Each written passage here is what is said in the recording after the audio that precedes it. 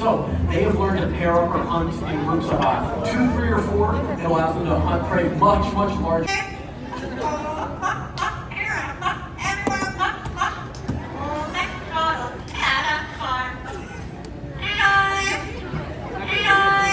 You want to see it and do it again? We try to make it worth doing it again by giving them good treats. Right? So there's your prompts. Fraser, Here you go. Fraser. Okay, we'll just give them a bigger prompt. And it's been helping her. She's been working with all the brains, training. This is real life. If you want to hang out with Josh later, he'll be in the frat house with a keg. Okay. Whoa. It works.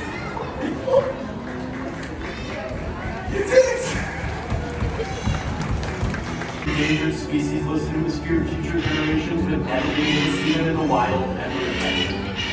But then, it was people. Sight to see, and it doesn't even end there. There are birds all around the world that have their own unique and incredible stories, like Uthama Hornbill or this little Coco toucan.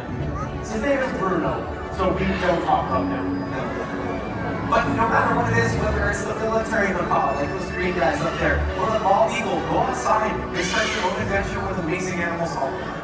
Well said, and on behalf of all of us, especially those of us with feathers, would like to leave you with one final wish. May your heart stay light and your spirit soar forever. Namaste.